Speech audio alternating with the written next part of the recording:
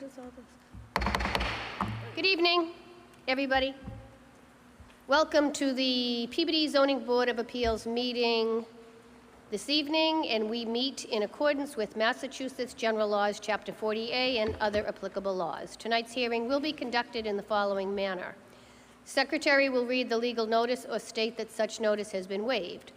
All applications will be heard in the order they were received in the city clerk's office or as otherwise designated by the chair. However, it looks like number one participant is not here yet, so we will, oh, you are? Okay, I'm sorry. We didn't see you. I was going to just say we'll go out of order, but nope, that's fine. The chair may limit the length of all remarks. All parties in interest will be given an opportunity to speak either in favor or in opposition to a pending application, and the board may receive similar written communications to be placed on the public record. The petitioner will be given the opportunity to refute any such remarks, and this is how it really goes. So, say you are number 2. Secretary will read your petition. You'll come up to the podium. You'll say your name and address for the record, and then you'll tell us why you're here. Obviously, we have it in writing, but we'd like to hear it from you, your reasons, et cetera, et cetera. And please stick to the subject. At that point, the board will ask some questions, and also your contractor or your legal advisor can also speak for you if you so desire. Can you hear me, sir? Okay. Then I will say, is there anybody in the audience that would like to speak in favor? And if any of your neighbors or whatever are here, they can come up to the podium, name and address for the record, and speak and tell us what a wonderful person you are, and they have no problem with you building a deck.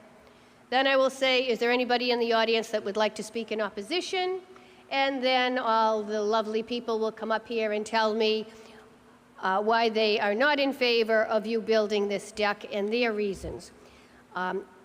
Remember, you're here for dimensional relief, so we do not listen to any neighborly chit-chat about dogs barking, music playing loudly, lights shining till 3 o'clock in the morning through your bedroom window. No.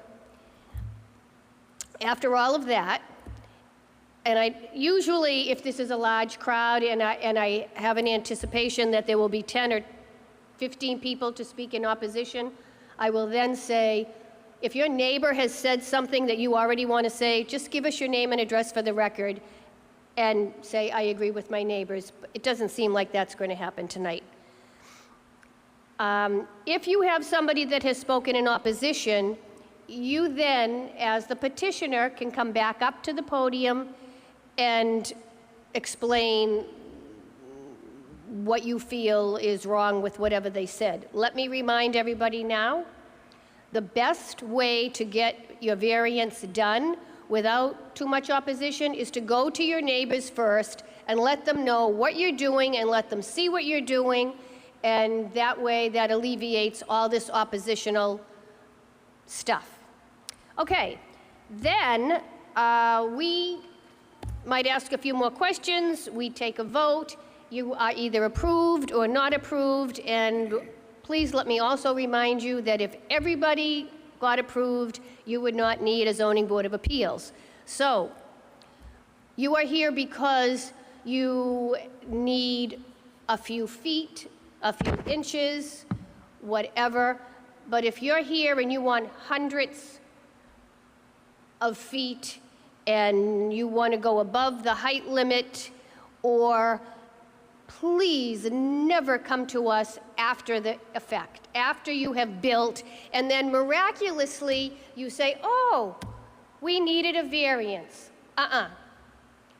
Whatever you think you want to build, if you want to side your house, please call the building department and ask them first if you need a permit.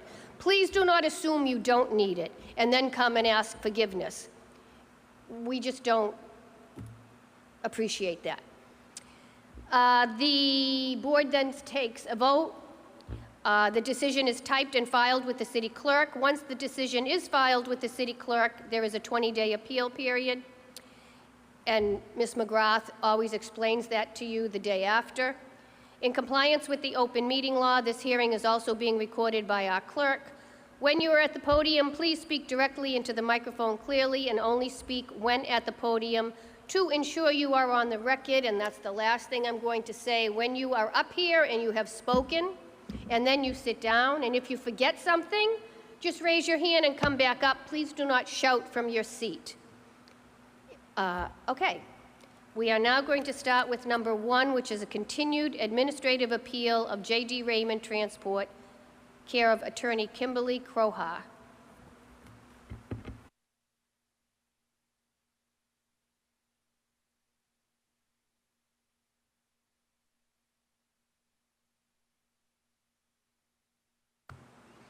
Good evening. Thank you.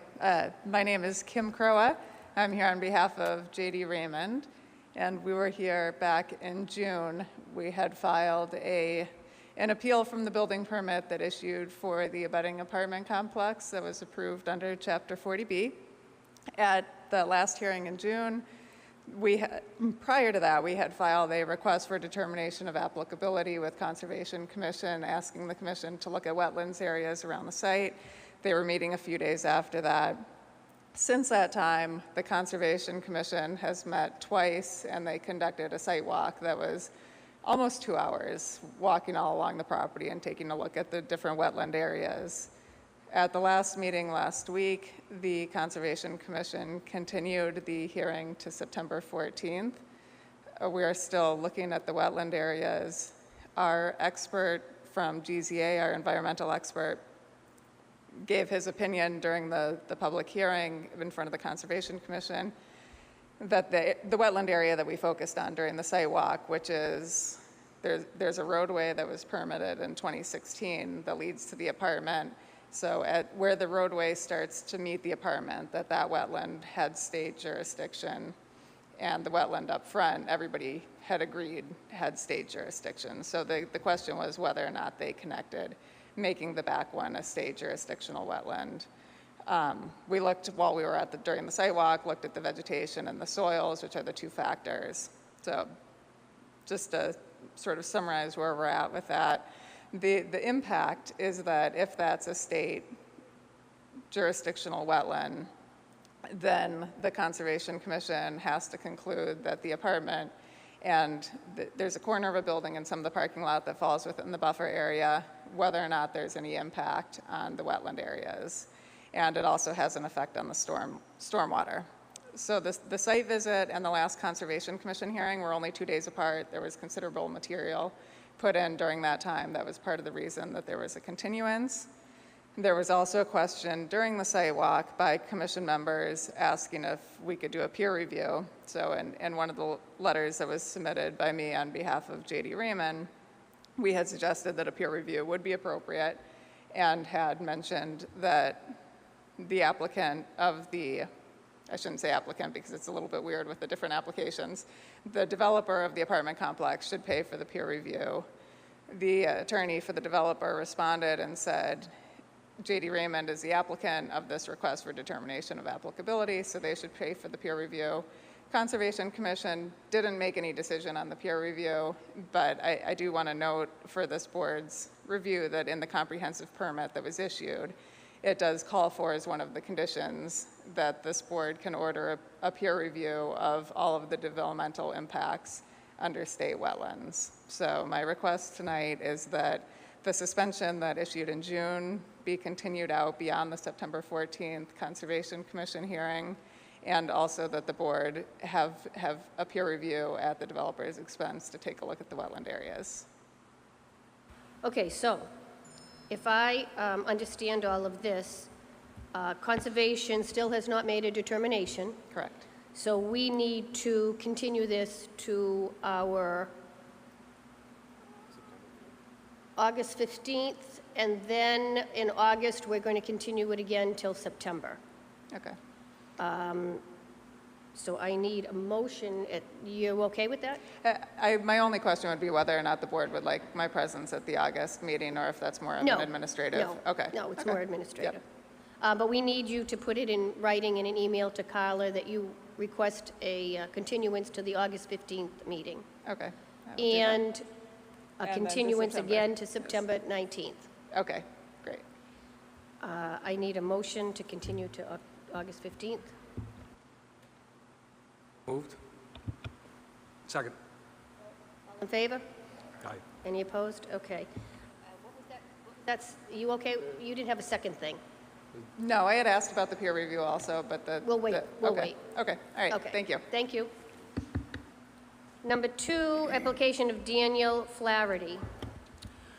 Number 2 on tonight's agenda is the application of Daniel Flaherty for a variance from the provisions of the zoning ordinance 2020 as amended, section 7.1.5, as it applies to the premise known as 103 Gooddale Street Rear in Peabody, Massachusetts.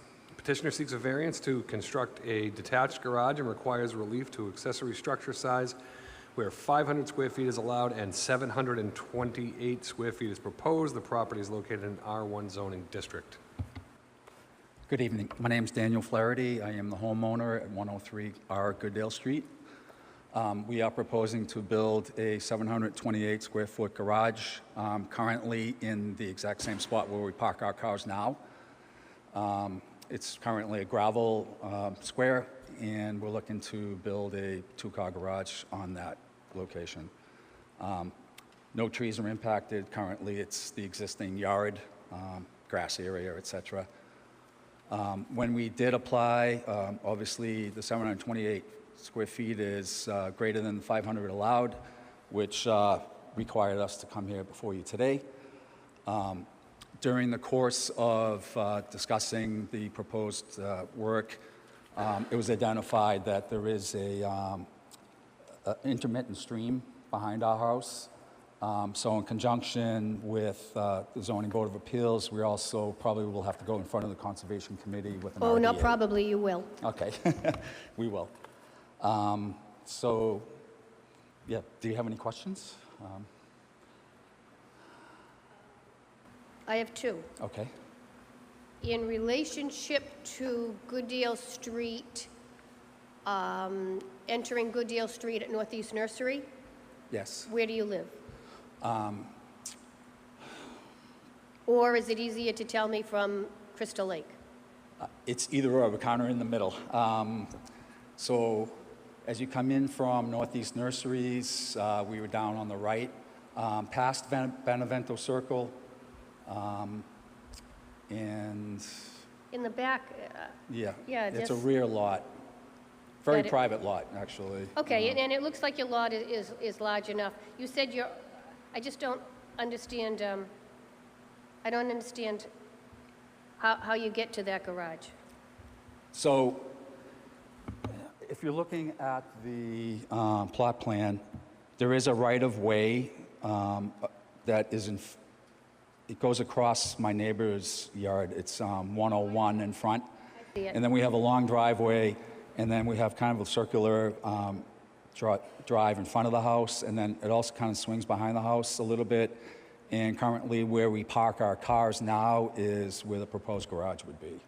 It looks odd to me, but if it works for you, it works for you. You have a very large lot. Ordinarily, it's a large accessory structure, but obviously your land can handle it. I do need at some point, when we vote on this, a condition that they get conservation approval. Any questions by the board? Anybody in the audience to speak in favor? In opposition? Hearing none, the matter is before the board. Move to close public hearing. Second. Move to approve, subject to, I guess, approval from the Conservation Commission, or, yeah, approval from the Conservation Commission. Second. Roll call vote. Yes. Yes. Yes. Yes, you are all set. You have been approved, and you'll hear from Ms. McGrath tomorrow. Okay, thank you. Number 3 is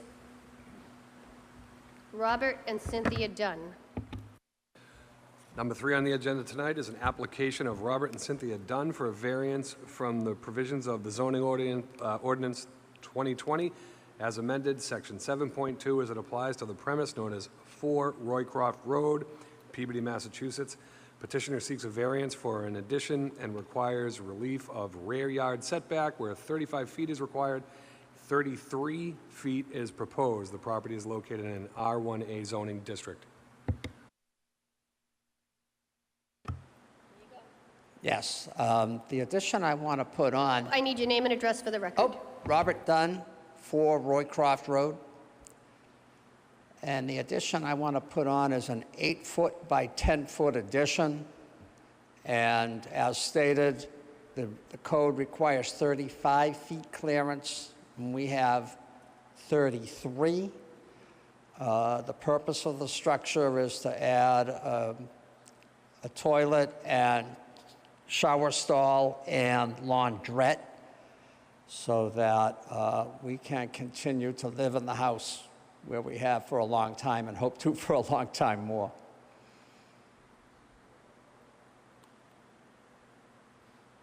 Is there, okay, no. Questions by the board? Through the chair, just, I grew up down there, so I know the area pretty well. Yeah, it's kind of narrow lots, small lots. Just looking at yours, you've actually got one of the bigger ones, so I don't see where an addition would be any problem or any detriment to the neighborhood. And I would really have no problem with approving that. Thank you. Anybody in the audience to speak in favor? In opposition? Hearing none, the matter is before the board. Motion to close public comment.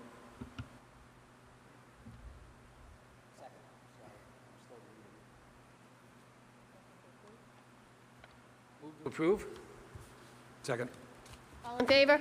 Aye. Any opposed? You're all set, sir. You'll hear from Ms. McGrath tomorrow. Thank you. Number 4, Wayne and Rachel Bailey. Number 4 on the agenda tonight is an application of Wayne and Rachel Bailey for a variance from the provisions of zoning ordinance 2020 as amended, section 7.2, as it applies to the premise known as 24 Rockdale Ave in Peabody, Massachusetts. Petitioner seeks a variance for a proposed farmer's porch and requires relief to right side where 15 feet is required and 9.6 feet is proposed. Front yard where 20 feet is required and 4.4 feet is proposed. Lot coverage where 30% is allowed and 30.5% is proposed. Property is located in an R1A zoning district.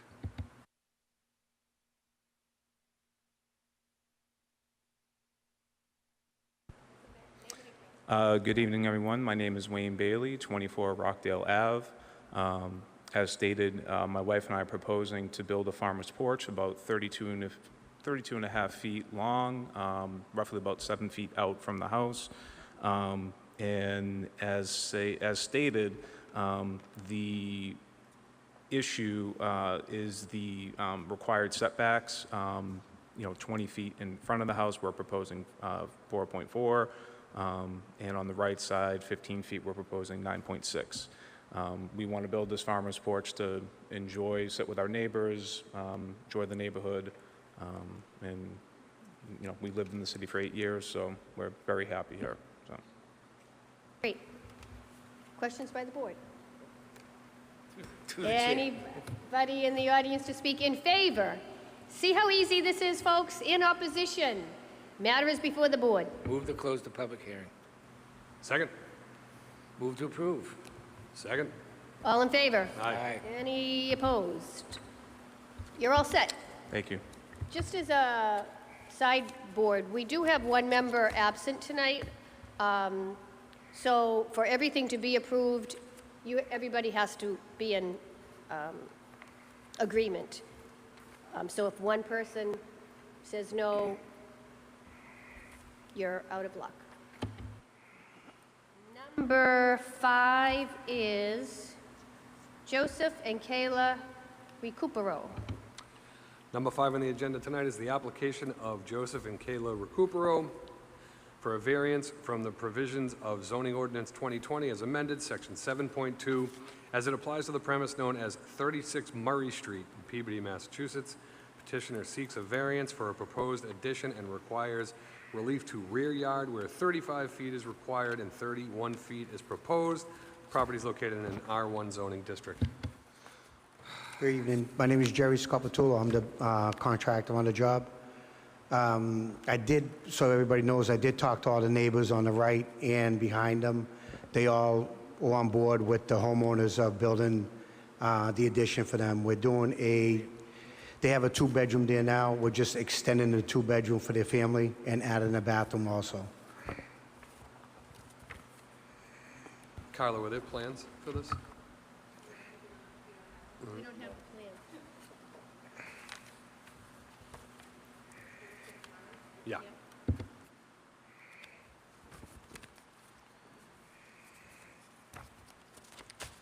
4 feet. 4 feet.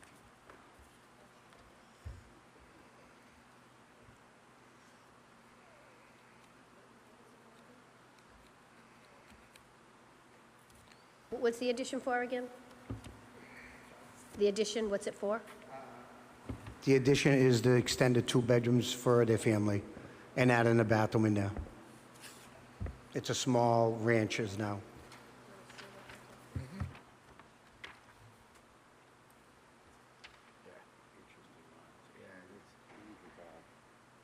Oh, really? Questions by the board? Carla, excuse me, would you like that back? Anybody in the audience to speak in favor? Anybody in the audience to speak in opposition? Matter is before the board.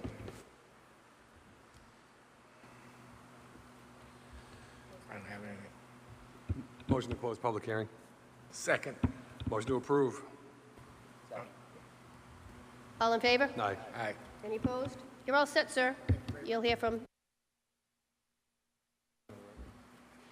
Number 6, yes, number 6, 25 Farm Ave. So number 6 on the agenda tonight is the application of Attorney Jason Panos from the provisions of the zoning ordinance 2020 as amended, section 15.6.2 as it applies to the premise known as 25 Farm Ave in Peabody, Massachusetts. Petitioner seeks an administrative appeal from Commissioner Tellerico's determination where he declined to issue an enforcement action for J.D. Raymond Transportation, Inc. Property is located in a DDD zoning district, and we do have a correspondence on this. We read it into the record. On July 18th, 2022, Carla McGrath, as Clerk of Zoning Board of Appeals, received the following letter from Attorney Jason Panos. The Zoning Board of Appeals, the board is scheduled to open its hearing on the above referenced matter this evening, July 18th, 2022.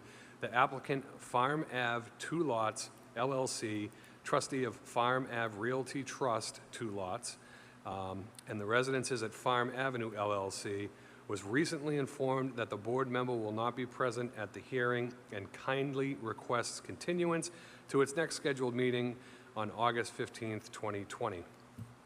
Motion to accept correspondence? All in favor? Aye. So Attorney Panos, I am to understand that you are requesting a continuance till August 15th? August 15th, 2022. Yes, Did I say 2020? Yes. Oh, well. you are. All right, Yes. so motion to continue item number 6 to the August 15th, 2022 meeting. All in favor? Aye. Any opposed? You're continued till next month. Thank you.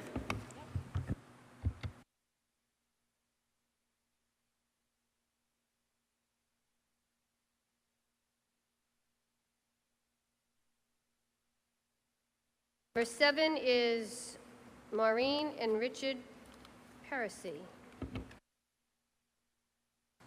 Number 7 on tonight's agenda is the application of Richard and Maureen Parisi for a variance from the provisions of zoning ordinance 2020 as amended, section 7.2, as it applies to premise known as 45 Dexter Street in Peabody, Massachusetts.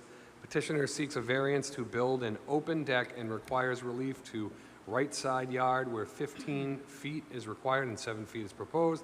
The property is located in an R1A zoning district.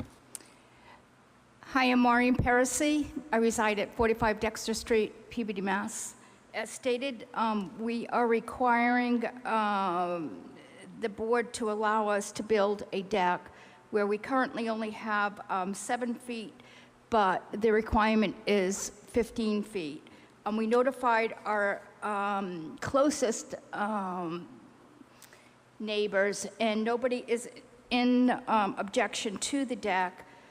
And our neighbor that is on the right side, where we would start building the deck, has given us a letter to present tonight, if needed, that they are not in opposition of us going forward with this project. Carla, would you like that or not? I'm sorry? Carla? No, I know, but do you want it? We can't take that this evening, but if you would like to pass it in to the Carla, our clerk, you can. If you want to keep it, you can keep it. It's entirely up to you. Okay. It's just that I didn't know if that would have any bearing on the effect tonight. Okay.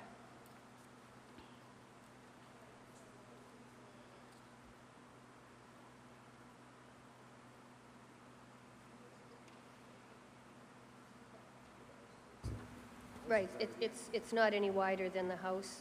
It just fits right in. Questions by the board? Comments by the board? Anybody in the audience to speak in favor?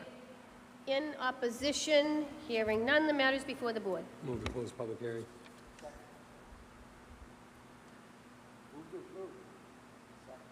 All in favor? Aye. Any opposed? You're all set. You'll hear from Ms. McGrath tomorrow. Thank you. Number 8, Maria and Brad Delisay. How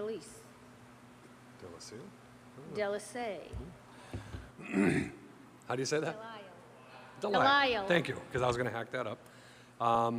Number 8 on tonight's agenda is the application of Brad and Maria Delisle for a variance from the provisions of the zoning ordinance 2020 as amended, section 7.2, as it applies to the premise known as 10 Margaret Road in Peabody, Massachusetts.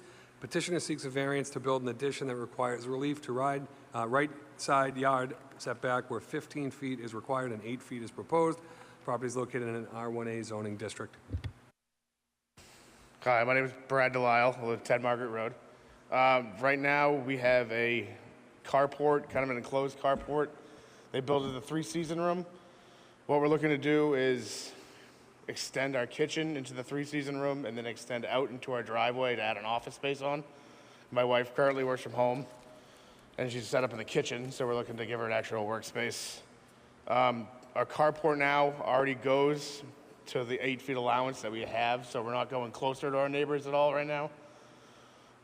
We're just looking to improve the house. Right now, it's an unlivable space. It's not insulated.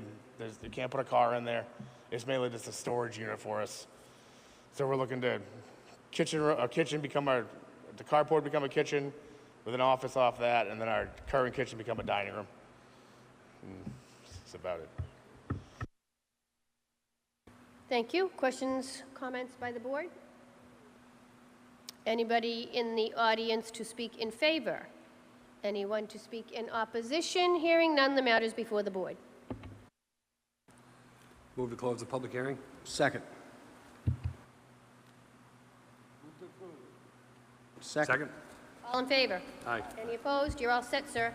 Thank you. Now we come to our special meeting, and we have a continued application of the 40B known as 128 Newberry Street, and I believe Attorney Kelty is here, looking quite sharp this evening, Attorney Kelty.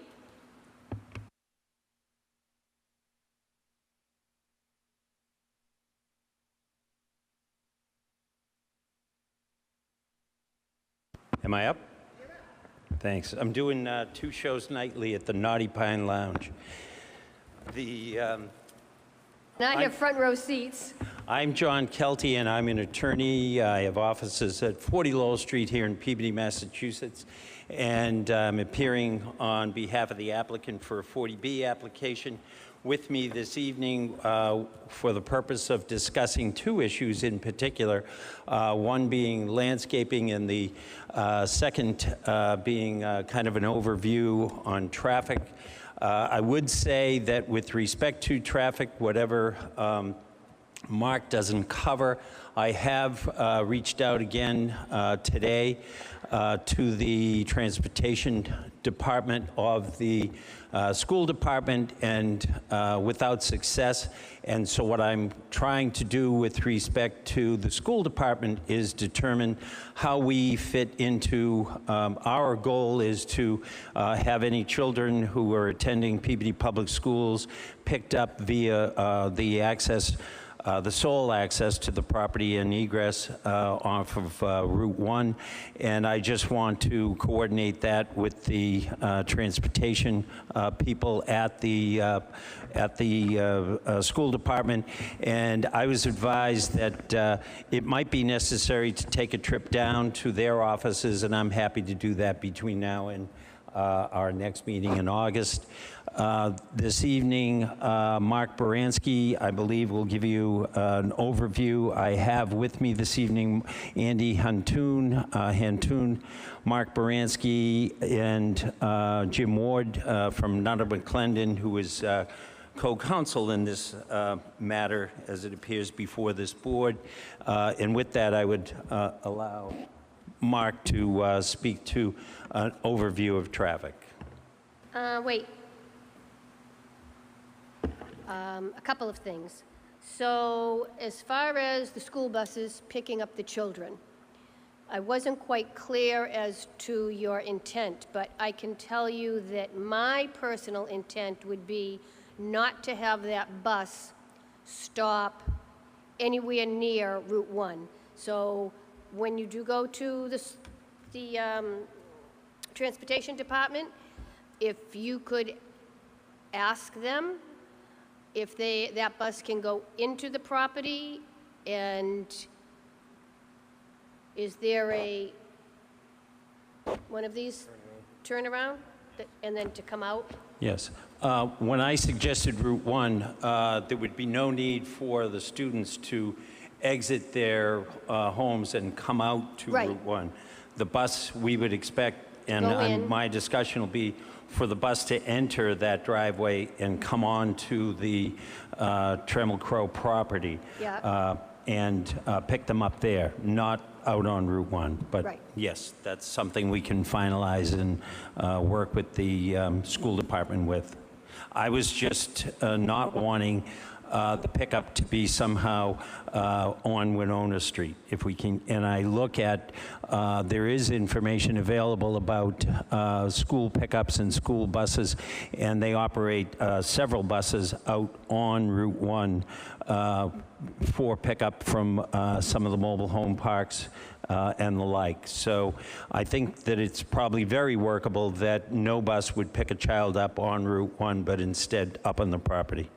And just to clarify your comment on Winona Street, so I'm not sure that that would ever be possible because there's no entrance or exit on Winona Street. We have no entrance or exit on Winona Street, that's true.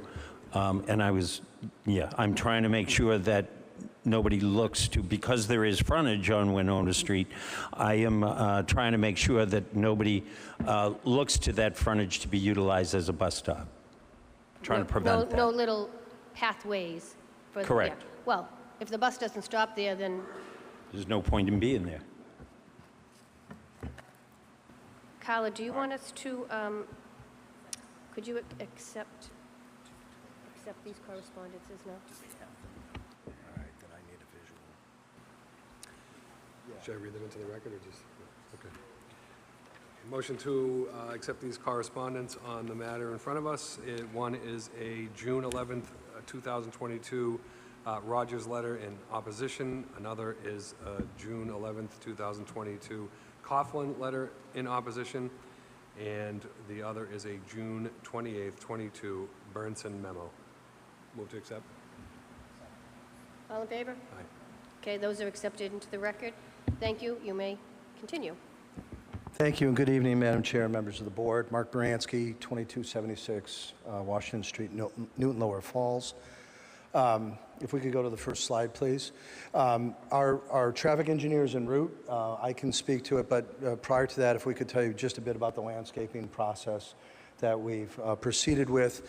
As you can see on the plan that is in front of you, the original iteration or the program, the site plan of this project was premised on a ingress-egress off of Winona Street, which we believed might be necessary for fire. This is about 1.5 years old, so obviously this is not the case.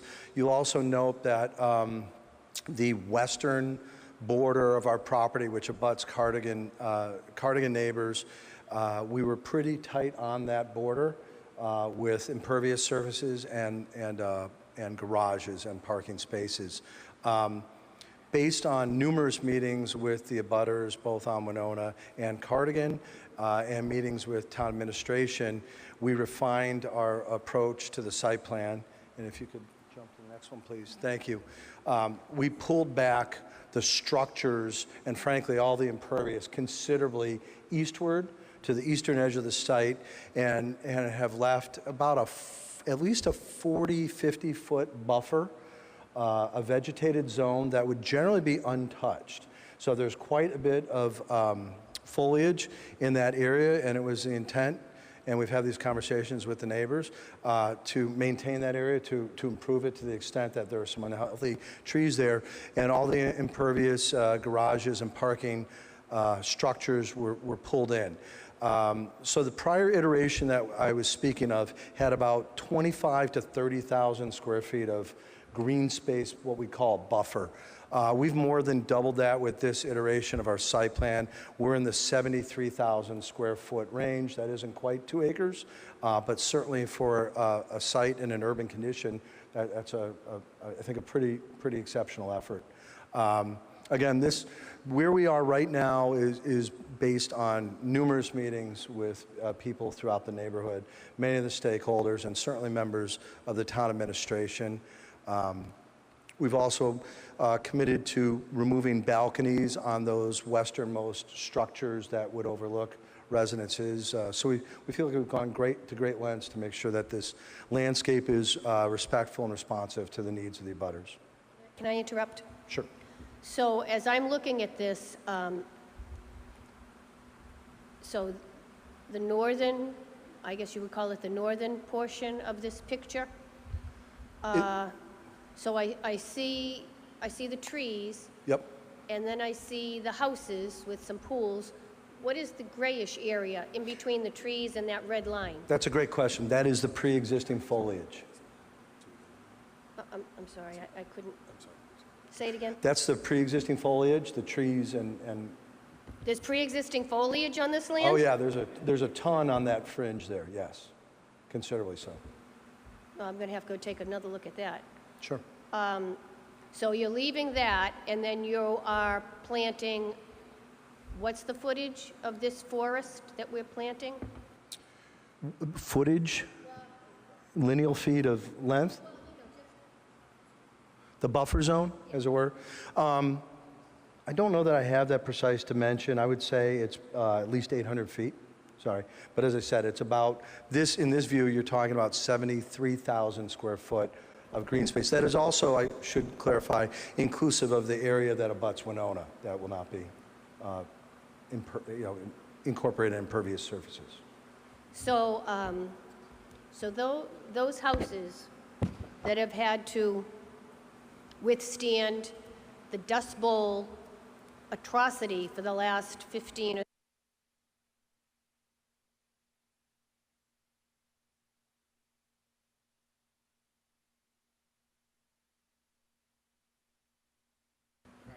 Hello?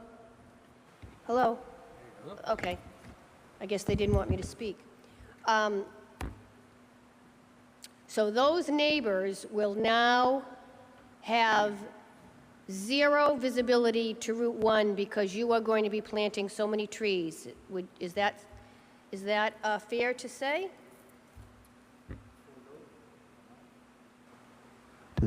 For those residents on Cardigan, who had a view of Route 1, they will not have a view of Route 1 any longer. There's topography differentials, there's plantings, there's also fencing that we're using as a view buffer. Certainly the garages that you see are also useful for breaking view lines for those residents. For all the residents on Cardigan that are abutting our site, our landscape architect and members of the TCR team have met with them and given them projected view lines of structures. And when I haven't seen anything that states this, but the trees that you're planting, are they tall trees, or are they little bushes that have to wait to grow for the next 10 years? It is generally a combination. You buy trees by the caliper, by the size, and so we've relied on our landscape to pick sort of an optimal mix. There's deciduous and coniferous mixed in, and the idea is that the conifers will retain some of their greenery throughout the winter, which will help in maintaining those view lines, and the deciduous, including something like a red oak, which holds its leaves till late in the winter, will also assist in that. There will definitely be some growing. One other thing that we have committed to, which is frankly a little uncommon in the construction process, typically you do your landscape at the end of the project once all your site work's done, but also your structure's done. Knowing that this is an important issue to the neighbors, we've committed that subject to when this project commences, the appropriate time of the year, we would front load most of the landscape work and the installation of the fencing. And that will give us an opportunity to have the plantings in there, see how they're doing their job of creating view buffers, and we'll certainly be able to supplement later in that construction process. This is probably, from the time that we break ground, this is an 18 to 24-month project. So there's more than likely at least a year of the landscape being in place and proving itself out for us. How tall is that fence that you're referring to? We have proposed a 6-foot solid vinyl fence on the lot line, kind of following the lot line and also kind of creating a view buffer. There is, as of now, a in poor condition chain mesh fence running most of that line. The caveat we've shared with the neighbors on the fencing is that there are some rock formations that we wouldn't touch. There's also, as I've said, trees that we want to maintain. So the movement of the fence will be in response to the existing foliage and topographic features. But generally, I would say that fence will be no further than 5 to 10 feet from the lot line. Is it fair to ask you to be more specific as soon as possible as to, as much as you can, the exact plantings and the size of the trees? Because it's not that I don't believe you, because I do believe you, but I would hate to get all of this spoken about and agreed upon, and yay, this sounds great, and we have a great buffer, and then you come with 3-foot rhododendrons, and we're like, well, you didn't ask. Yeah. Because as far as I'm concerned, these people have suffered way too long on a piece of property that they bought, that they looked into wooded area, and now have looked into desert sand ridiculousness. The short answer to your question is it is fair. We're very comfortable doing that, and we could get our landscape. I'm sure our landscape architect has frankly already thought about that. So yes, we would be very comfortable committing to sizes and locations. And I'm not sure that in your other projects that. Yeah, and it's worth noting that the plans that have been submitted to the city do specify planting sizes and types, but we can go over that and perhaps draw that out so it's a little easier for you to review. And now that we're just on the whole subject of everything, I'd like to leave landscaping for a bit and go into the size of the project. Okay. So this is proposed of a 220 unit. That is correct. The initial conversations with the city back in 2019, off the top of my head. We're in the 300-unit range. Based on feedback from the city, we lowered that to 240 and then to 220. Okay, so I don't know how the rest of the board feels about this, and you might want to have your attorney present for this, but my feeling is 220 is too dense, too much, and I'd like to see that reduced somehow. I don't know how anybody else feels about it. Through the chair, I'm glad you brought that up because there is a little confusion on my part. And reading the correspondence that's been coming across our desks, I see the memorandum from Community Development, and it states 220 rental units. But yet, when we read the correspondence from letters of opposition, they reference 180-unit development, 180-unit development. Has there been conversation with the mayor, community development? Has there already been negotiations as to the size of this project? Because really, you know, just because you come to an agreement, you know, we still have to make a decision as to what we think is the fair size of this project. So how far has this conversation gone? Has there been any handshakes or anything like that to say that, oh, we'll reduce it to 180 and think that as a board, we're going to be satisfied and say, oh, well, 180 it is. But I hope you understand that, you know, for us to do our due diligence, if we feel that less than 180, then that's the way we have to go. I mean, God knows we've been through a lot of these lately, and you certainly understand that when a developer initially applies, they shoot for the moon. They shoot for the moon. And, you know, and it was always said that, oh, well, it's a 40B, there's nothing you can do with it. Nothing you can do about it. You know, that's the way it goes. Well, lo and behold, you find out as you go through one after another, that there is something you can do about it. And, you know, and I'm going to use one that we've already did where we had to come to an arrangement on the mediation, and they reduced the size drastically. All of a sudden, the developer feels, well, the state reduced it drastically, and he didn't back out, so there's still money to be made. So are you considering less, or will you consider less as this project goes forward, we determine that maybe 180 might be too much? I think it's great. All right, you went from 220, 300 to 220, and now the number seems to be 180, even though I don't know where that number came from. But, you know, where are we with the size of this? I'm happy to answer that question. Yes, it is correct that it began at well over 300 and had been reduced to 220. We made our application to 220. Yes, there have been conversations with both Community Development Department and the Mayor's Office. And as such, there was a request to consider something less than 220. We, however, are acutely aware that the board is the body that makes that decision.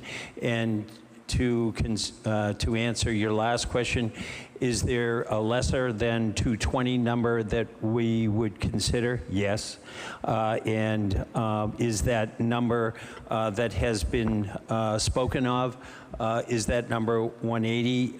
Yes. And would we consider paring down our plans to get to 180? Yes.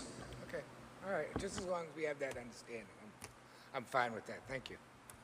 So, are you telling the board now that you are going to draw up new plans reflecting 180 units? If we are so led to that number by this board, yes.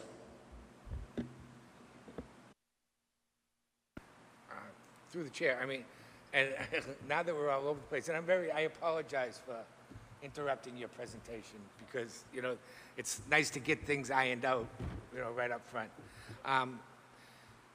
In regards to the community development memo, as far as let's make affordable housing affordable, I'm a firm believer in this, you know. When you look at some of the numbers, it's staggering. You got to make a lot of money to, you know, I don't see where it can't be lowered. Is that something that as we go forward, that you would seriously take into consideration as to maybe, maybe not 50% of the mean income, maybe 60, maybe 70. Lower that number so they can become more affordable was what we feel affordable housing should be. Was that something that you would be amenable to discussing? That's a memo. I believe that's a memo we don't have. Oh, okay, I'm sorry. I'm Okay. sorry. Okay. I think that might also be set by the state. I don't know, because I mean, the community development advises us that there are other communities that do set it at less than 80%.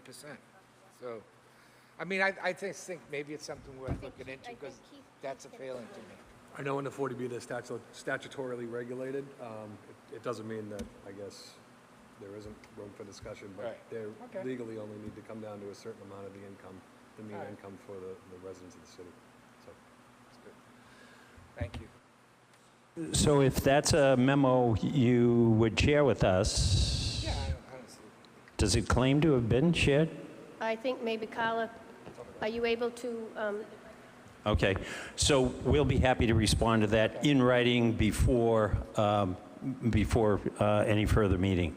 And if, I mean, like I said, Keith would know a lot more about it than I would, but if it's something that's possible, I think it's something I would like to consider during the course of this whole thing. Thank you. okay, so I just want to recap, and this is in the early stages, and we could take off in 1,000 different directions, but that safety of the children for that school bus, where it enters and where they pick them up.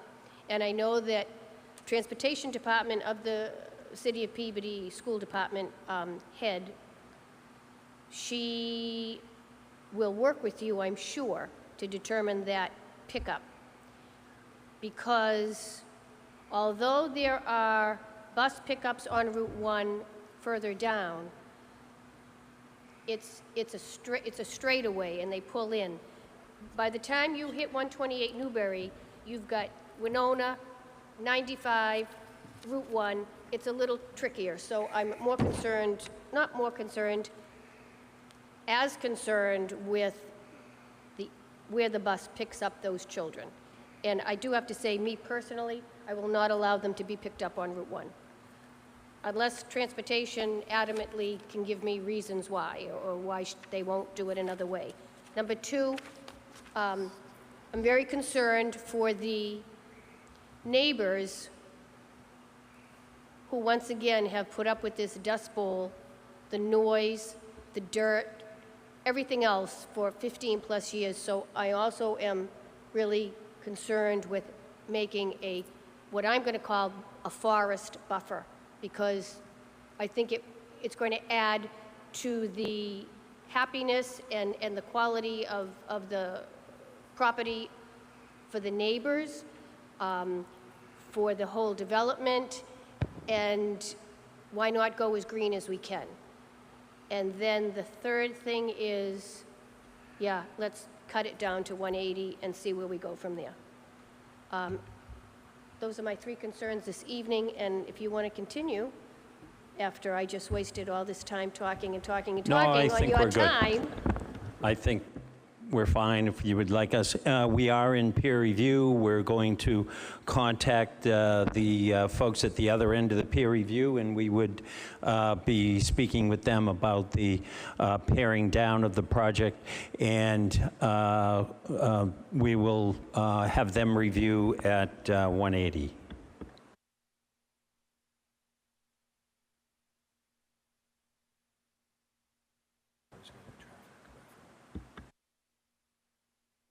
Do you want to speak about anything else right now?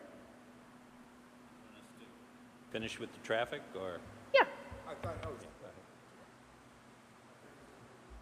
Pardon? Thank you.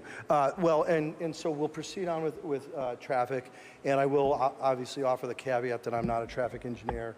Our traffic engineer is in traffic, probably appropriately so. You'll note on the site the location of our parcel and some of the major infrastructure, traffic infrastructure supporting the parcel. I believe everyone is familiar with the site. I probably don't need to speak into too much detail about this. If we could go to the next slide, please. So our traffic engineers have, yeah, next slide, please.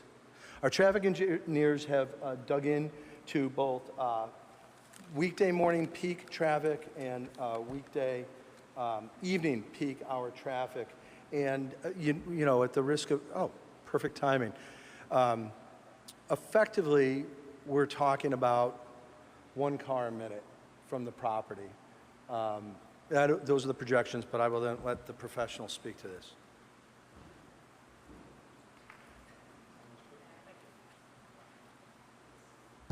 Thank you, board members. For the record, my name is Robert Michaud, a principal with MDM Transportation Consultants. What I'd like to do is just recap the outcome of a traffic study that we've prepared, and that is subject to peer review as well. We've been at this for about a year now, actually, and we've had the opportunity to go out to several locations to inventory traffic volume conditions. Of course, that includes the Route 1 and driveway location, but also to the north of that, the Lowell Street interchange, right? The signals that exist just to the north of the site, and even within the local neighborhood streets of Winona and Lindauer Streets. We've gone out in June of 2021 to document what those traffic conditions look like and adjust them appropriately based on seasonal factors and COVID-related factors as well. So that provides a basis for us to understand the relative impact of the project as we look forward into the future, right? The next slide, if you could advance, shows a snapshot of the intersections that were inventoried, counted relative to the site. And I know this is probably hard for the board members to see, but the Lowell Street intersection is on the page up or north.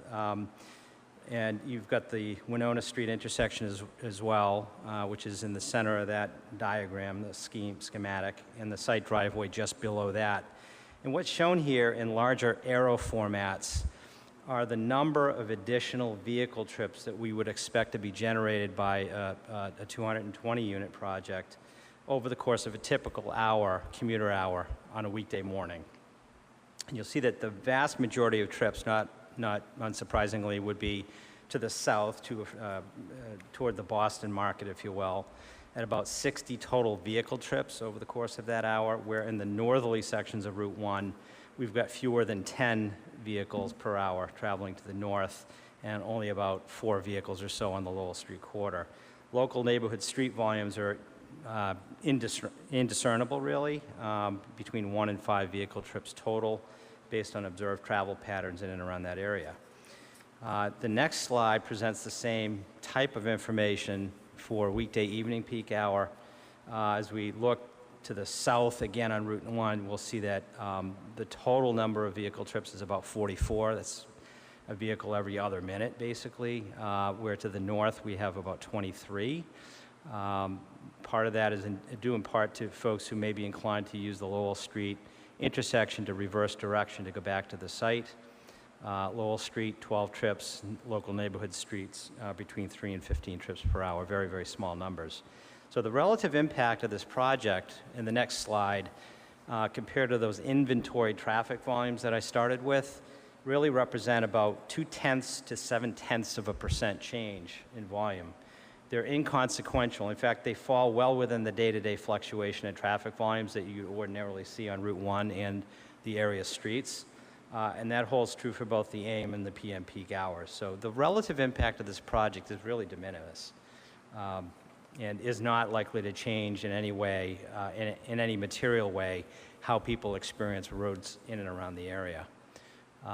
You know, we have, through the MEPA process, conducted additional analysis of these volumes, but again, it shows that the relative impacts here are indiscernible as it relates to existing conditions. I believe there may be one more slide in here. If you forward slide. A focal point of the assessment really was access, and that there is a single driveway that serves multiple uses along the Route 1 corridor. That's a right and right out driveway. And it will be the sole means and the primary means of getting to or from this particular property. there's been a concerted effort by the developer not to connect the project to the local street system, Winona Street in particular, based on local neighborhood concern. And so the focal point really is Route 1, and to reinforce that and to avoid a condition in which the adjoining shopping plaza serves as a so-called cut-through, additional measures are being contemplated within the driveway itself that would allow for vehicles to exit properly from that plaza to the driveway, but not in the reverse. In other words, you couldn't get from the property itself to that plaza to Winona Street based on the types of controls that are being shown along that driveway. So that was done in particular respect to the neighborhood to ensure that vehicles remain focused on the Route 1 corridor and not the local neighborhood streets. So with that, I'll hand it back to Mark. And thank you. If I could just add that the kind of the problem solving to get this solution was at least 3 meetings with the neighbors and then going back to our civil and traffic engineers. The Honeydew lot, those consumers and owners and tenants have certain rights of egress onto this point. So what we had to do was come up with a solution that preserved their rights while still disincenting cars leaving our property from trying to take that left. And this was a fairly complicated but a well-earned solution. Thank you. I'm available for questions if you have any, or my team, I should say. Yeah.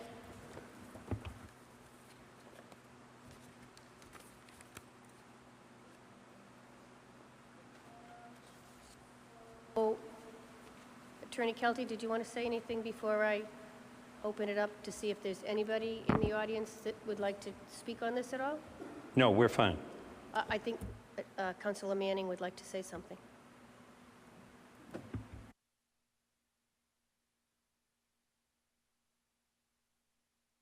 Good evening and thank you. My name is Ann Manning Martin, 37 Dexter Street, Peabody.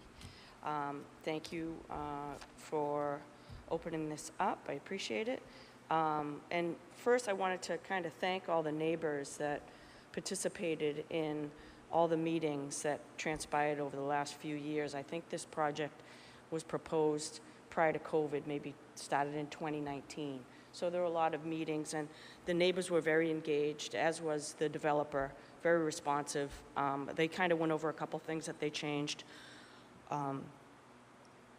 Winona Street, I think the name of this originally was the Residences at Winona or something, and when all the residents, and including myself, kind of educated them about Winona Street, how it couldn't handle any of that, either access or egress, they immediately changed it, but they also changed the name of the whole project so that it wouldn't have Winona on it, so that people wouldn't be searching for Winona Street.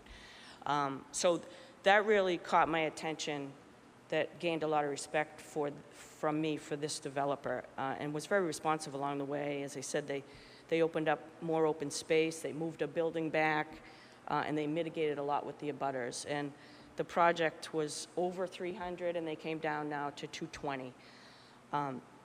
What concerns me about and I'm here to speak in favor of this project. I've spoken, as we all know, against some 40B projects. I've been silent on others, and this one I am in favor of. So I thought it was important for me to come up and express that. So what the conversation tonight about the number of 180, again, I mentioned that this, to be reduced further to 180, I mentioned that this project was proposed back in 2019, well before COVID. Construction costs now are through the roof. So the proposal that you had for 300 or 220 was in a different economic time. So the number of 180 that the mayor and community development has come up with, it just, to me, sounds kind of random. I don't know what it's based upon. And it concerns me because will it be economically unfeasible for the developer? We don't know that. And I don't mean to insult the developer because, again, I've been following this very closely for quite a few years.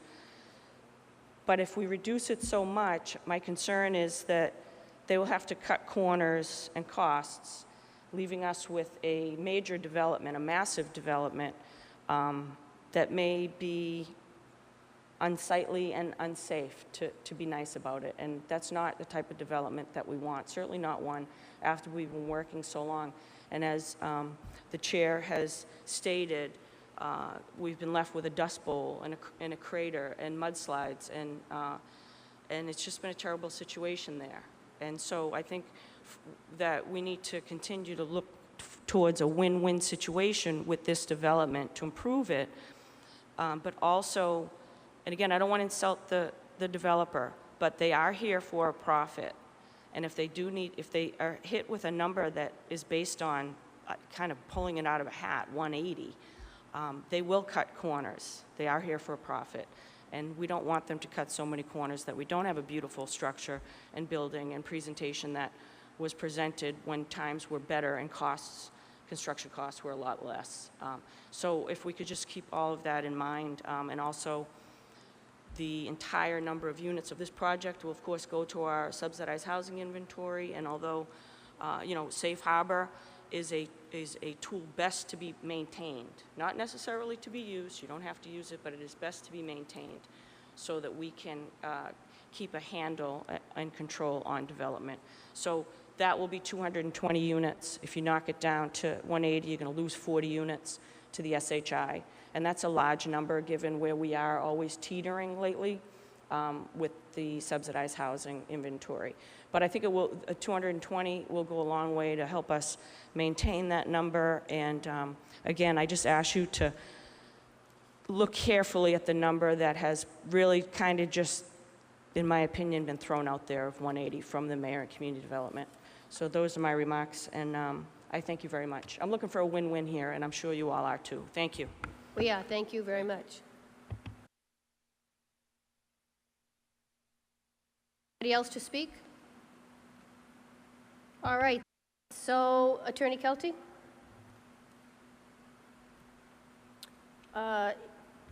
You have a few things to... I've got some work to do. Yes, I understand that, and we will immediately take up the standard with respect to changing our peer review to be directed at the true and actual number that we've discussed tonight. So we will see you then on August 15th. We don't.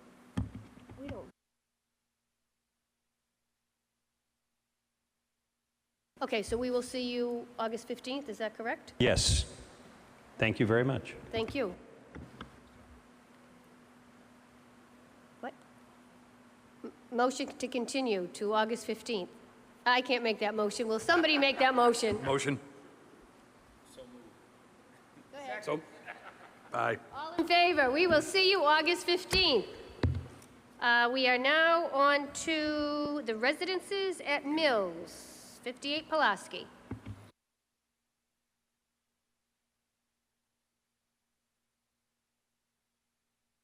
That is a continued application. You're right.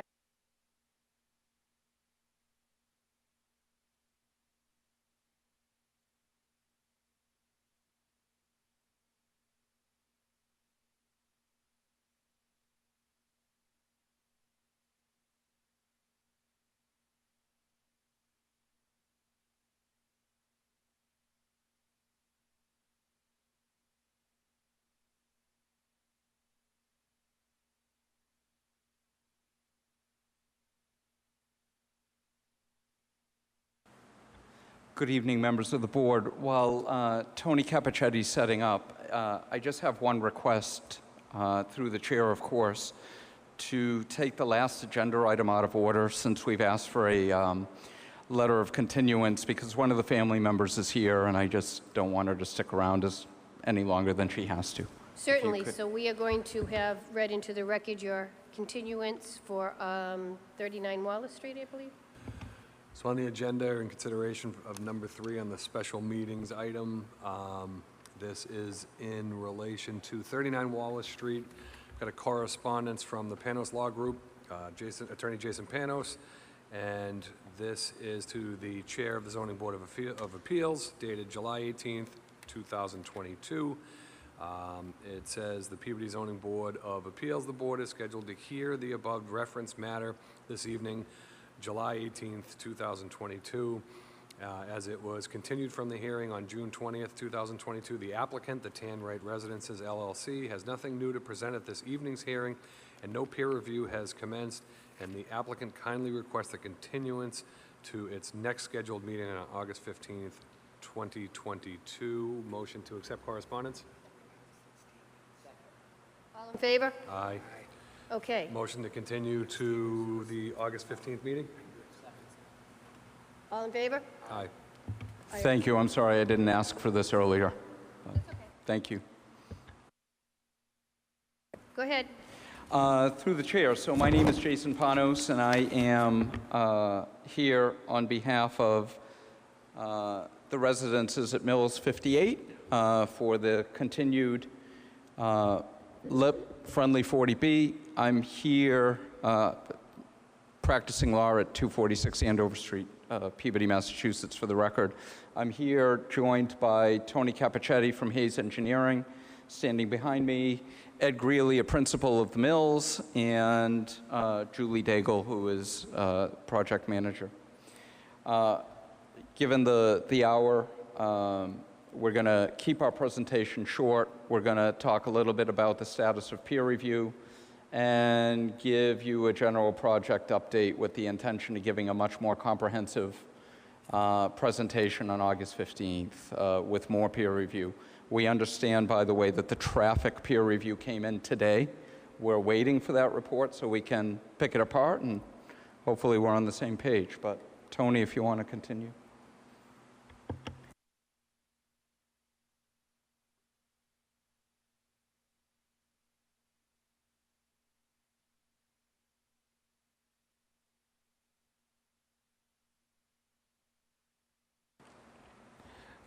Thank you. For the record, Tony Capicetti, Hayes Engineering, 603 Salem Street, Wakefield, Massachusetts. Just to refamiliarize the board with the project, there are 3 buildings on the project site. Building A, which is the one that's being transformed into a residential, well, now mixed-use building.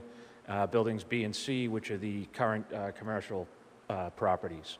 Go to the next slide. And then there's also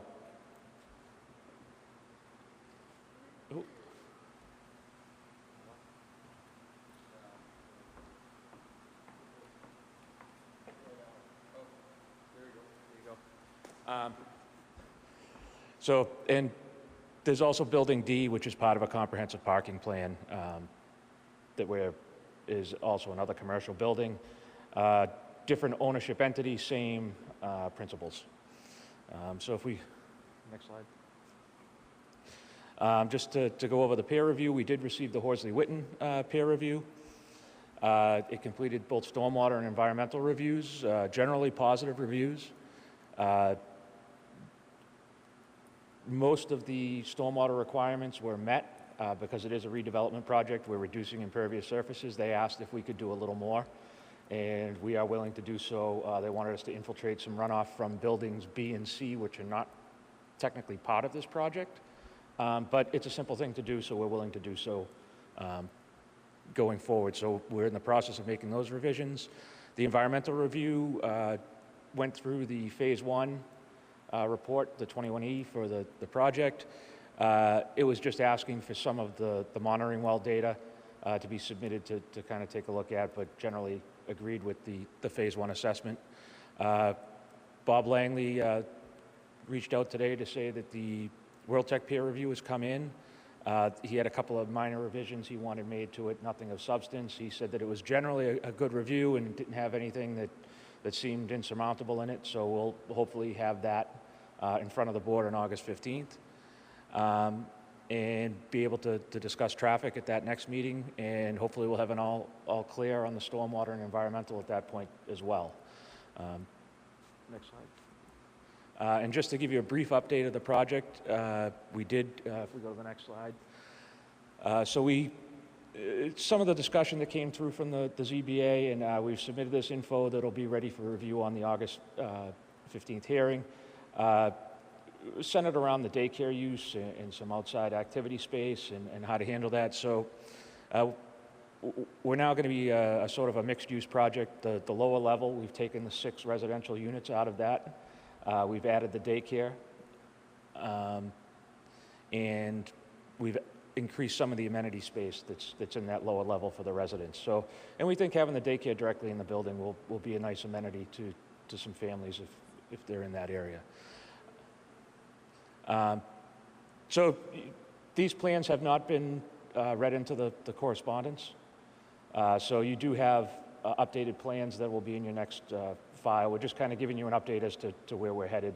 This isn't really an official item. Because we reduced those units, we're now up to 2.2 parking spaces per dwelling unit for the residential, so that's improved.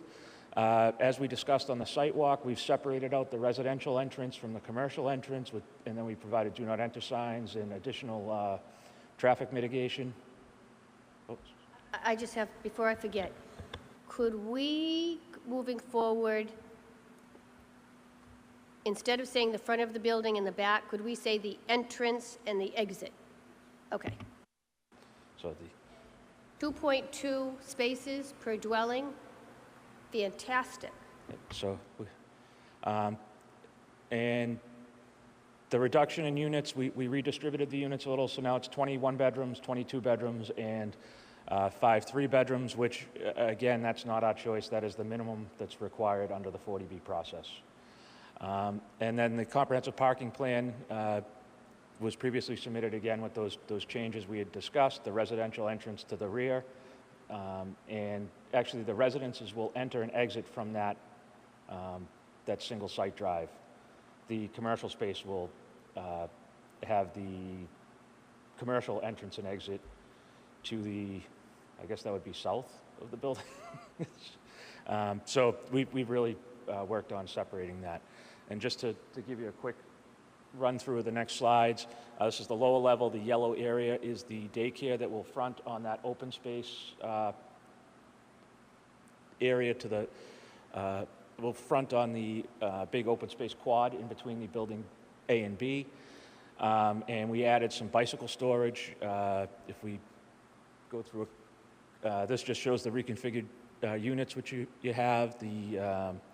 We took away took away 2 2-bedrooms on the 3rd floor, added a 1-bedroom and a 3-bedroom that were down on the low level.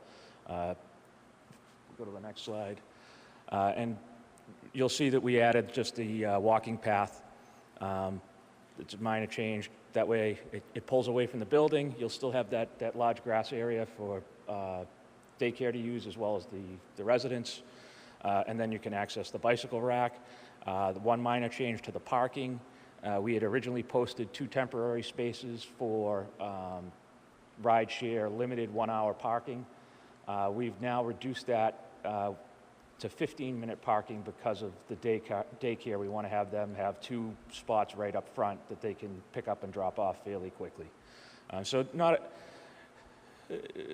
not hugely different from what you've seen before, but some minor changes on the site. And we're anticipating that this will go be pretty much unchanged as we move forward based off of the peer reviews we've seen. If the commission Very well thought out. If the commission has any the board has any questions, I'm more than happy to answer them. Not yet, so far so good. All right. So we, again, just to summarize, the parking plan, other than those 2 spaces, haven't changed. We require 303 spaces for all the uses. We have 321 total spaces provided, so we still have an excess for all the commercial uses. And some of the abutter concerns were addressed in the last revision of the plan as far as where the spaces were located in proximity to other buildings. So we're making some decent headway, and we're hoping that Mr. Langley was correct that the peer review for traffic was not significant, and we'll be back to resolve those issues in August. I do have a question. So in the front of the building, as far as you can go, where the water is, I think when we had our walkthrough, didn't you say that you were going to maybe clean that up or something? Is that still part of? That's still part of the plan. We have a crushed stone apron, so the stormwater will go through there. That apron will pick up sand and trash, and that's scheduled to be cleaned out on a regular basis. And then we have a large lawn area. We're actually taking some of the parking spaces away in that area. That's where we've reduced the impervious. So we thought it was a good place for like a picnic table or just a place to sit in, you know, as Jason calls it, Peabody's only beachfront property. It's. Also, if I may, through the chair, the comprehensive parking plan will require a separate variance. We have been preparing for that. However, now with the traffic report coming out, we're going to wait until we have an opportunity to review that. In the event it forces any changes, we'd rather give you, you know, a variance request for what peer review forces as a result. So hopefully with about if we get it tomorrow, we anticipate about a week turnaround to get you that variance application, and hopefully we can all wrap it up at the same time. Through the chair, what's the variance for parking? It looks like you're over the allotted We're spaces. moving, yeah, so the whole compound is overparked. Yeah. However, we're moving parking that would be attributable to the commercial uses at buildings B and C and now A to some extent across the street to a separate parcel. Oh, okay. So that's what that's for. All right, thank you. Sure. Anybody in the audience to speak in favor? In favor. Anybody in the audience to speak at all on this matter?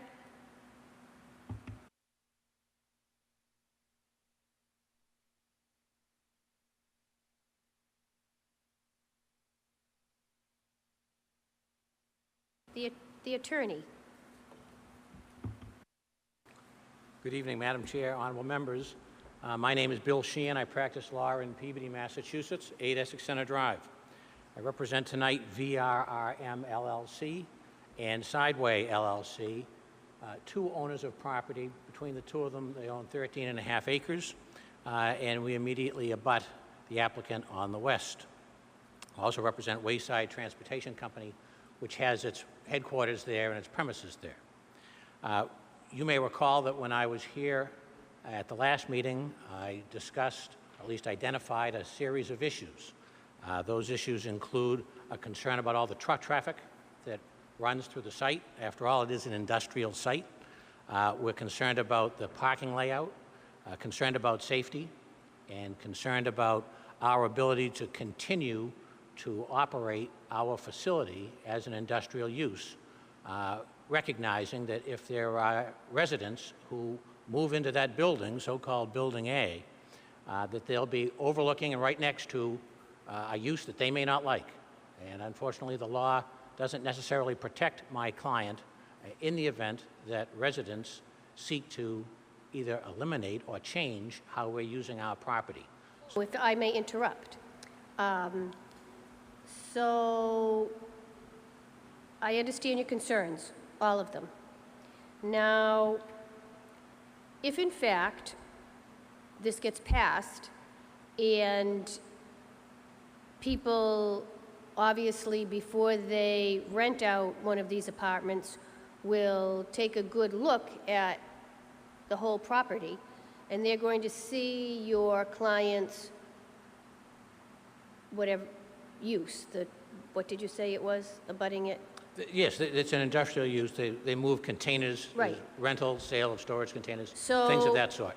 So, as far as I can see, as far as I'm listening to this, that is something that the person that's going to rent the apartment will have to deal with. That's not something we're going to deal with or your client will deal with. He's going to continue his business, and if Mr. Greeley doesn't fill his complex because of it, oh well, but that's sort of like a point that, you know, it's if you buy a house next to a Chinese restaurant and you don't like all that traffic going in and out of the restaurant, that's your problem, not the Chinese restaurant's problem. So the people buying into this apartment building, it's their problem, what they're going to look at and see. You know, I don't see the relevance of the comment. Through the chair, I agree. I don't even think that that's something that's under our purview. But I also, if I understand correctly, everyone's going to be given a disclosure/waiver upon occupancy, just so you know, in case you didn't hear that before, as to what the surrounding properties do in the district, what's allowable through zoning. I'm sorry, I heard you say something about waiver. A waiver or disclosure, I think was brought up at the last meeting. I don't know if you heard that. Nobody can hear you. Really? Oh, I don't know what that is. Yes, well, yeah, go ahead, I'm sorry. Just for the record again, I know that there was some discussion of a disclosure/waiver for anyone that would intend to reside there. Again, that's not something under our purview, but, we understand your concerns, but we're not sure if it's something that this board could even tackle. Well, what I would suggest respectfully is within your purview is whether or not there should be allowed residents as this proposed use. Well, you see now, we had a, Zone A, the zoning allows it, and we had the state come down and do a whole walkthrough of the entire property and the building, and they gave their approval for this. So the state has already approved this. It's within the zoning ordinance. And you made reference to safety. Believe me when I tell you, safety has been a priority of mine since the beginning of talks for this. So you can rest assured that I am, and the board, very, very concerned with the safety. And as time goes on, if we feel that something's not being met, we definitely will deal with that. But yeah, this is something that can be built. Well, as to zoning, zoning actually does not allow this use. There is no multifamily residential district use allowed in this district, and it's not allowed by way of the overlay district. The applicant seeks permission for the use under Chapter 40B. Absent that, he would not have the right to come in and use the property for multifamily. However, he has been approved by the state for a 40B. It's not my intent to quarrel with the board. However, what is within your purview is a determination as to whether or not there should be residential use allowed here. And one of the considerations, I would suggest respectfully, is all of the other neighbors, how that property is used, and how their use may potentially be impacted by a decision that allows residential use. In addition, the size of the project is obviously something that you're going to be concerned with. So the size of the project can be discussed and can be argued, and I don't mean argumentatively, but argued if this was something that was going to be built from the ground up. This building is already established. So what Mr. Greeley and company are doing is they are taking an already established brick building and they are working inside of it to make apartments and beautifying the area and making parking more accessible to the residents and to the commercial businesses, et cetera, et cetera, et cetera. And go ahead. With respect to parking, the parking is proposed to be on Pulaski Street rear. Some parking directly heading into the parking area such that all of the vehicles that head in are going to have to back out into the 30-foot wide public way. That is contrary to what your zoning seeks. In fact, you may recall that your zoning ordinance specifically prohibits any kind of parking that would result in having to back into a public way such as this for most of the spaces as they are shown on the existing plan. I don't understand backing into. Can somebody explain that to me? I don't know what that means. If someone is traveling westbound from Pulaski Street to Pulaski Street rear and wants to pull into a parking space which is on Pulaski Street rear, a number of these spaces that are designed for the apartment use are not next to the apartment building. There's only 72 spaces next to the apartment building. The balance of the parking spaces are up and down rear Pulaski Street. They are shown as what I'd call head-in spaces. Those spaces are perpendicular to Pulaski Street rear. So anyone who pulls into those parking spaces, when he or she backs out of that space, is going to be backing out into a public way, which is heavily used by trucks and other commercial vehicles. And the concern is a safety concern. And it's a safety concern that is specifically recognized in your zoning ordinance.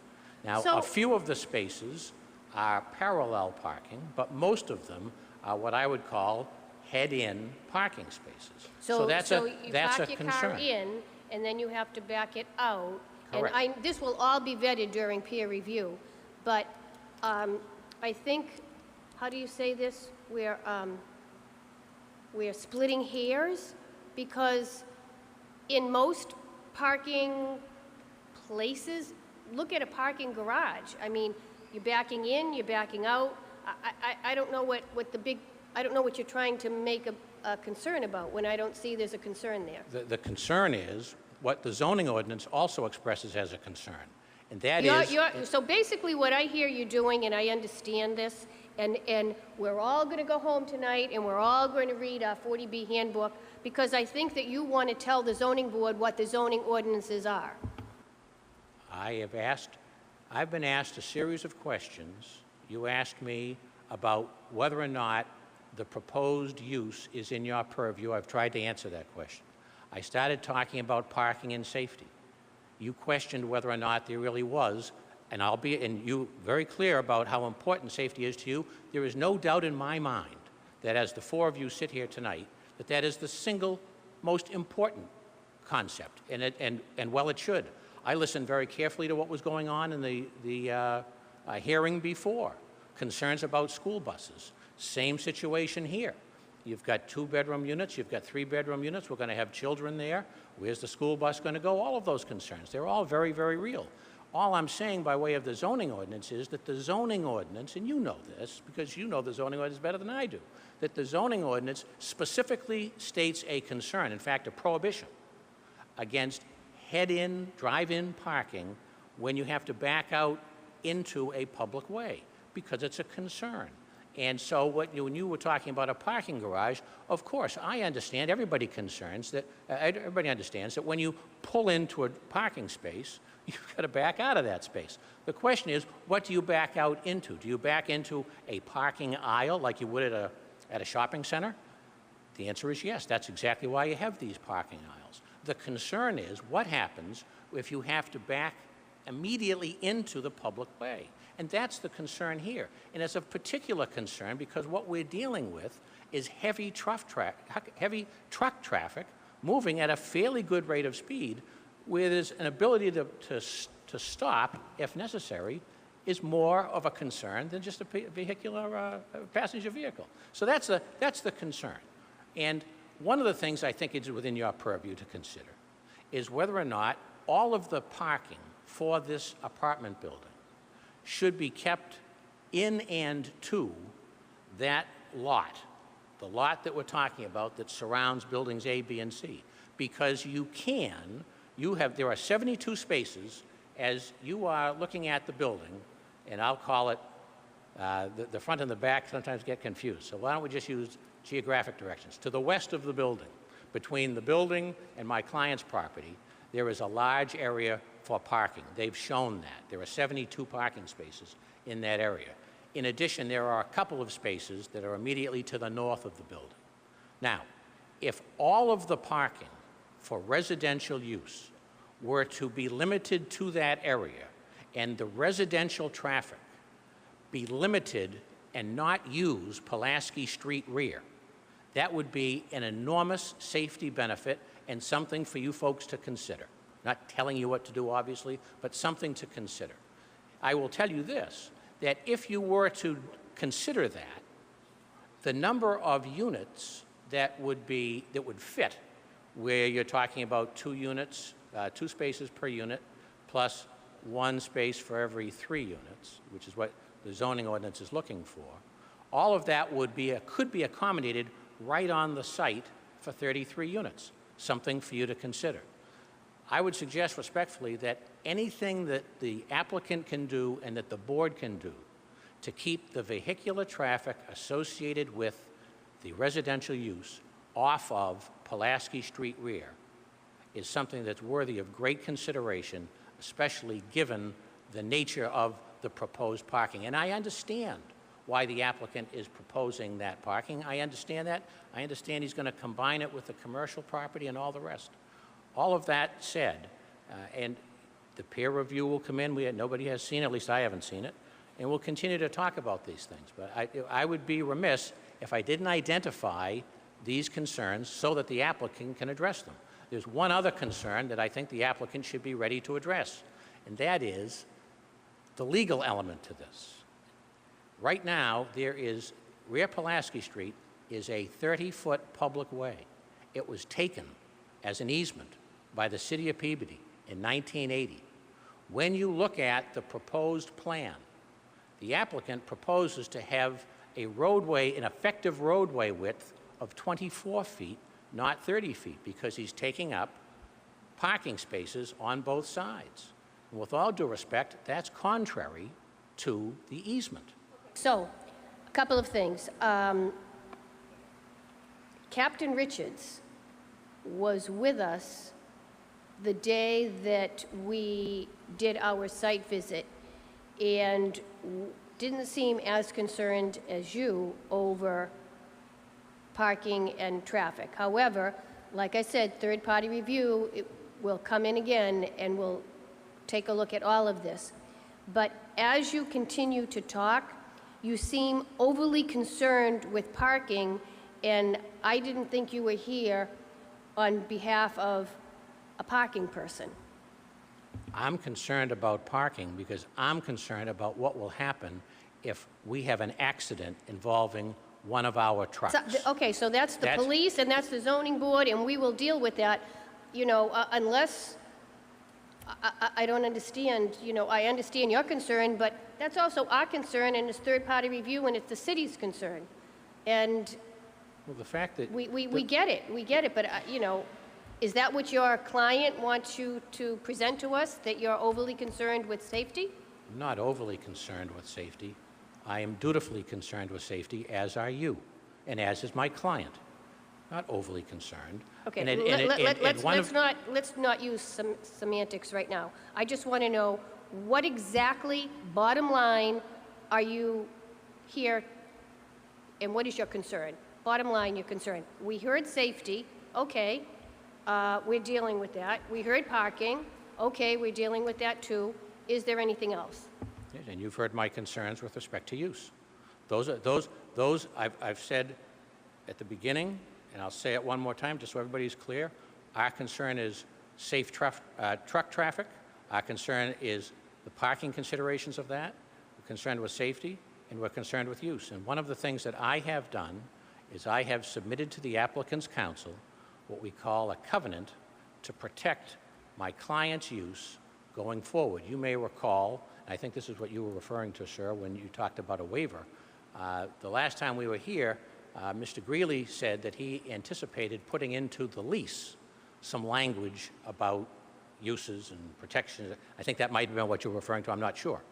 The best way to protect my client, and it is something that you have the right to consider because we're in a butter. The best way to protect my client is to have Mr. Greeley execute a covenant that would say that he will not sue my client to basically put them out of business. Obviously, I'm not using legalese, I'm using just a phrase. And I would hope, I haven't heard back from Mr. Panos, and he hadn't had much time to review it. I only got it to him on Friday. But hopefully, that's the kind of protection that we're looking for and that I think is fair protection. And with that, I don't mean to quarrel, and I won't take up any more of your time. I understand all your comments through the chair. You did bury the lead, so if you just started with that, that would have been fine.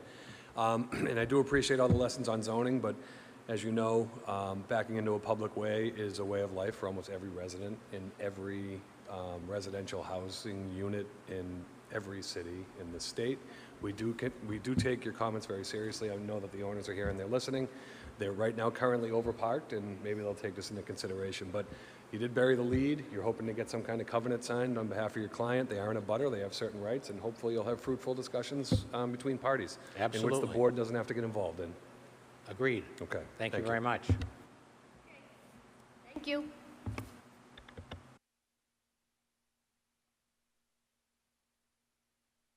I don't want to keep you here any longer than necessary, but I think there are a couple of points that were raised that really need to be addressed. First of all, there was an absolute mischaracterization of the parking plan, which has just been peer reviewed. We haven't even seen that yet, which ostensibly will address any safety concerns that should be brought to our attention.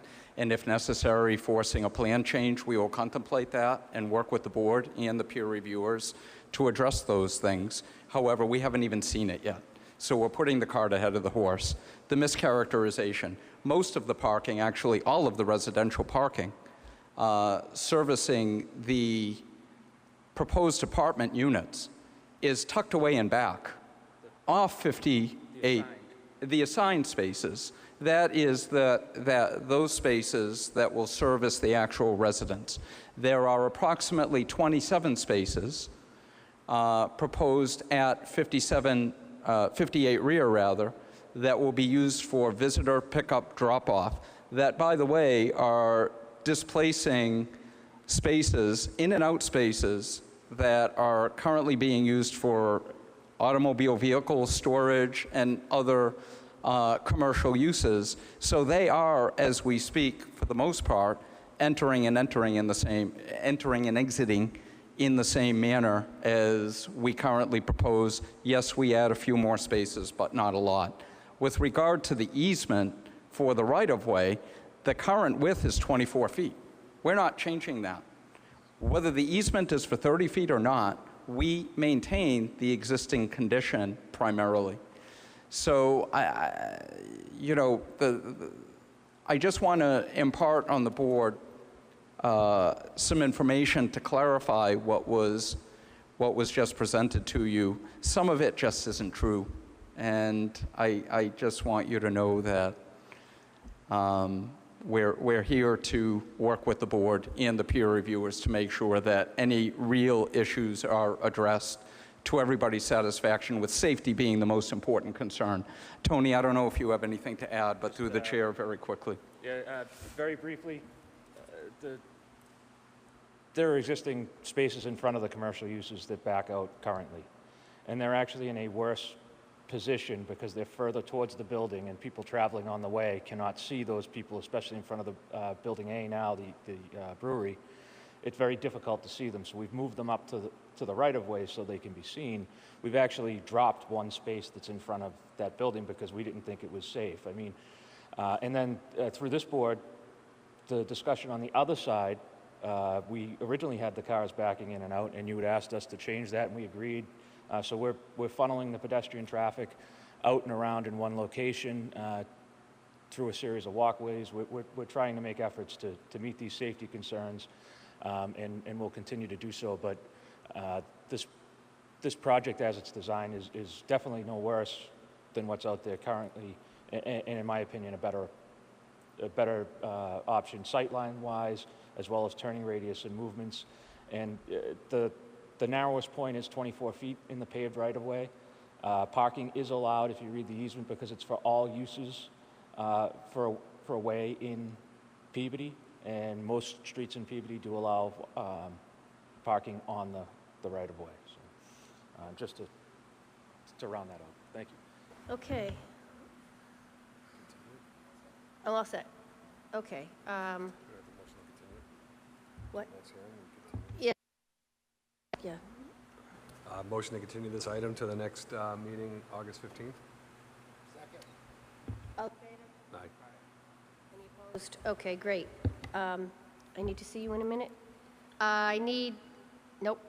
I need somebody, we need to accept the May and June meeting minutes. Second?